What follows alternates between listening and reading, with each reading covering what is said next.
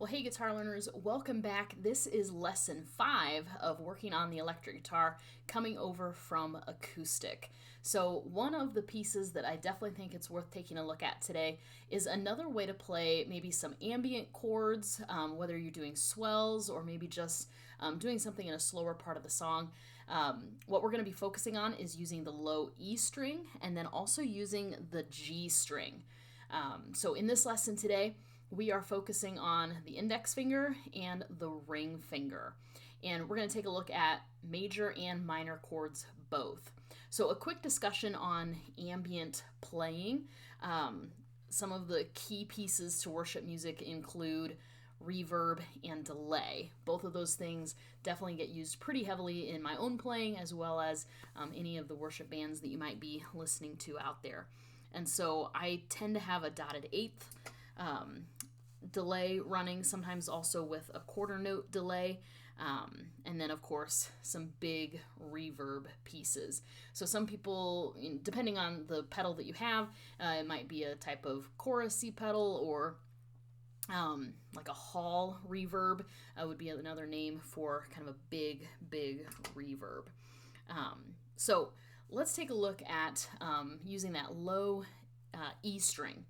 So one nice thing about these kind of special broken up chord pieces is that it's based on the same root note as any of your power chords would be based on. So if you're looking for a G in this type of note or this type of chord, it's going to be on that third fret on that low E string. And then with your ring finger, it's just going to be one fret above. So third fret with the index finger, fourth fret with your ring finger, but on the G string. So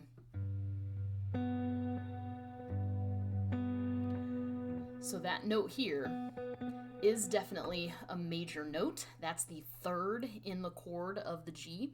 And so you'll hear this kind of back and forth in a couple of places.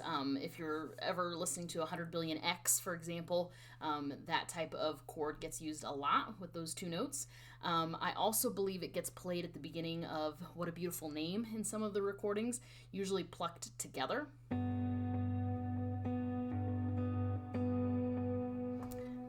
And then perhaps alternating from one note to the next.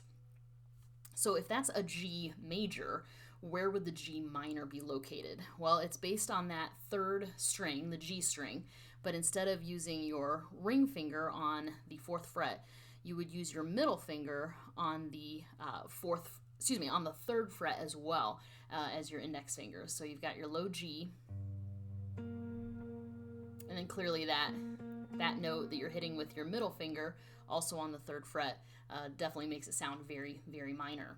So here's your G major, here's your G minor. G major again, and G minor. So with that, you can start moving up and down the neck. So if you're looking for a G major, an A major would be 2 frets higher. A B minor would be 2 frets higher, but of course make sure to use your middle finger on the same fret as your index. And then perhaps a D all the way up here. So if you have those low E string notes memorized, this makes it very easy to move around.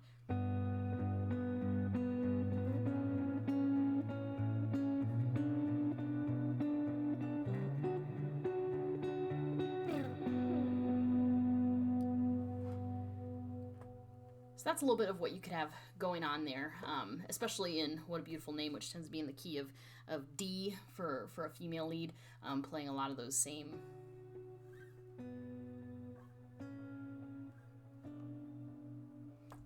chords. But they can be used in any key and on any chords that you're working on. So it can also be a great way to play with some swells. So perhaps swelling into those.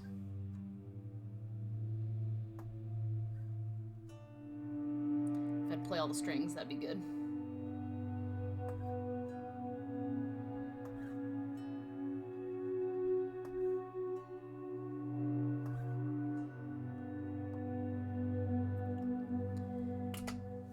So definitely to make those swells happen, it requires maybe a bigger delay or a longer delay.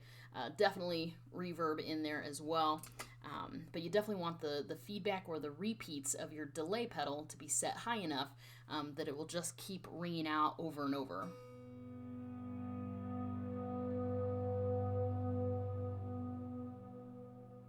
This is a good 4 or 5 seconds that it just keeps going, keeps traveling. So as I mentioned, oftentimes those notes show up in a couple of songs, and you can place them wherever you want in a quiet part of a song with swells or with just a single pluck. Or you can even do a bit of a strum with it. You just want to make sure that you deaden all the other strings that you're not intending to play.